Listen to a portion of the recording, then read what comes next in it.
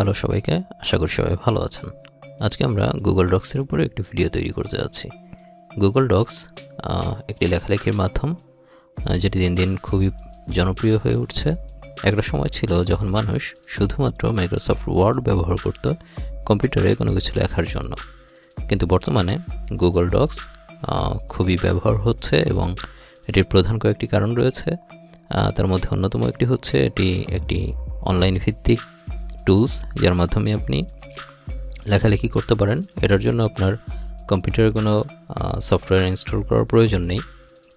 আমরা জানি যে মাইক্রোসফট ওয়ার্ড যদি আমরা ব্যবহার করতে চাই, সেক্ষেত্রে কিন্তু আমাদের মাইক্রোসফট অফিস ইনস্টল করতে হয়, কিন্তু গুগল ডক্সের জন্য এটির কোনো প্রয়োজন নেই। আমরা গুগল ডক্সের কয়েকটি ফিচার্স আপনাদেরকে দেখাবো, যেটি আমাদের প্রায় সময় প্রয়োজন হয়। তো গুগল ডক্সে যদি আপনি প্রবেশ করলে এখানে আপনার ডকুমেন্টগুলো আপনি দেখতে পাবেন। এখানে যদি আপনি কোনো ডকুমেন্ট অলরেডি তৈরি করে থাকেন, সেগুলো এখানে দেখতে পারবেন, এবং উপরের দিকে বাই ডিফল্ট কিছু ডকুমেন্ট আপনি দেখতে পারবেন, যার মাধ্যমে আপনি এটি এডিট করতে পারবেন। তো যাই হোক, গুগল ডক্সের আরও একটু বড় সুবিধা হচ্ছে এখানে আপনি যত ডকুমেন্ট তৈরি করবেন সেটি আপনি অনলাইনেই পাবেন আপনার জিমেইলের আন্ডারে, এবং সেটি আপনি যে কোনো জায়গা থেকে অ্যাক্সেস করতে পারবেন। আপনার ফোন বা ল্যাপটপ থেকে যে কোনো জায়গা থেকেই আপনি এটি অ্যাক্সেস করতে পারবেন। আমরা একটি ডকুমেন্ট ওপেন করছি। আচ্ছা,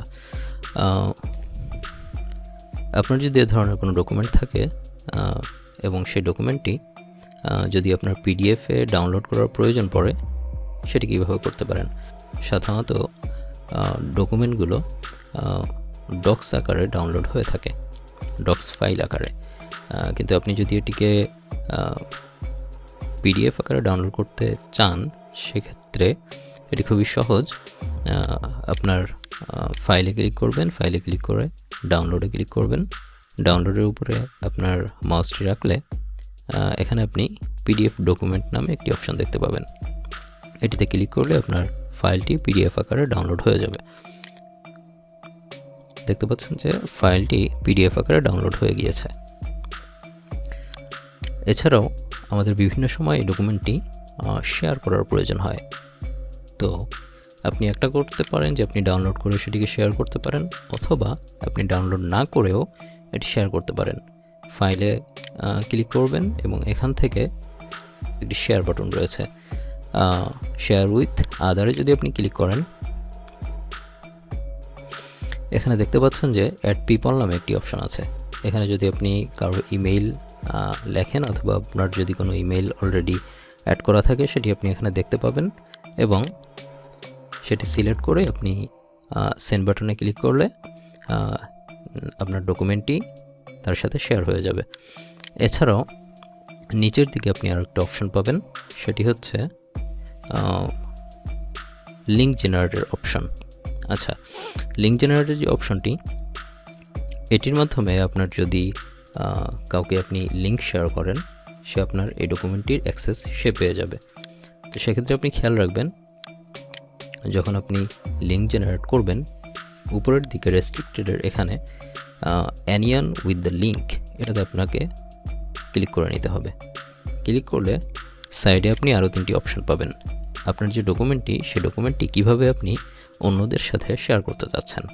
একটা হচ্ছে আপনি দিতে পারেন ভিউয়ার্স যদি আপনি সিলেক্ট করে রাখেন, আপনার ডকুমেন্টটি আপনি যার সাথে শেয়ার করছেন সে শুধুমাত্র দেখতে পারবে। আপনি যদি কমেন্টারে সিলেক্ট করেন, তাহলে আপনার ডকুমেন্টটি সে দেখতেও পাবে এবং সেখানে কমেন্ট করতে পারবে। এছাড়া নিচের দিকে রয়েছে এডিটর দিয়ে যদি আপনি লিঙ্ক জেনারেট করেন, সেক্ষেত্রে যার সাথে শেয়ার করছেন সে ডকুমেন্টটি দেখতে পাবে, কমেন্ট করতে পারবে এবং ডকুমেন্টটি সে এডিট করতে পারবে। তো এভাবে আপনারা লিঙ্ক জেনারেট করে নেবেন। লিঙ্ক জেনারেট করে কপি লিঙ্কে ক্লিক করবেন, আপনার লিঙ্কটি কপি হয়ে যাবে। এবার আপনি যে কোনো মাধ্যমে তার সাথে শেয়ার করতে পারবেন। আপনি মেসেঞ্জারের মাধ্যমে শেয়ার করতে পারবেন, হোয়াটসঅ্যাপের মাধ্যমে শেয়ার করতে পারবেন, বা অন্য যে কোনো মাধ্যমে আপনি শেয়ার করতে পারবেন। যদি অনেক মানুষের সাথে এ ধরনের লিঙ্ক শেয়ারের প্রয়োজন হয়, সেক্ষেত্রে এভাবে আপনি লিঙ্ক জেনারেট করে অন্যদের সাথে শেয়ার করতে পারেন। তো এই ছিল শেয়ারের অপশন। এছাড়া এদিকে একটু খেয়াল রাখবেন, আপনি যখন রেস্ট্রিক্টেড দিয়ে রাখবেন তখন শুধুমাত্র যাদেরকে আপনি এই ডকুমেন্টে অ্যাড করেছেন শুধুমাত্র তারাই এই ডকুমেন্টটি দেখতে পাবে, অন্য কেউ দেখতে পাবে না। ওই ক্ষেত্রে আপনি যদি লিঙ্ক জেনারেট করেও থাকেন রেস্ট্রিক্টেড সিলেক্ট করা অবস্থায়, তবুও অন্য কেউ দেখতে পারবে না, শুধুমাত্র যার সাথে আপনি শেয়ার করেছেন সেই এই ডকুমেন্টটি দেখতে পাবে। এছাড়াও আরও একটি জনপ্রিয় মাধ্যম আছে এখানে শেয়ারের, সেটি হচ্ছে publish two web. Publish two web হচ্ছে এই ডকুমেন্টটি যদি আপনি ওয়েবে পাবলিশ করেন, ওই ক্ষেত্রে গুগল বা অন্যান্য মাধ্যমে আপনার ডকুমেন্টটি মানুষ খুঁজে পাবে। যেরকম আপনি যদি কোনো একটি বিষয়ের উপরে লেখালেখি করে থাকেন এবং এখানে সুন্দর একটি টাইটেল দেন যে আপনার লেখাটি কিসের উপরে, এবং আপনি যদি চান যে সেটি ইন্টারনেট জগতে বা গুগলে আপনার ডকুমেন্টটি অন্যরা খুঁজে পাক, সেক্ষেত্রে আপনি পাবলিশ টু ওয়েবে আপনার ডকুমেন্টটি শেয়ার করতে পারেন।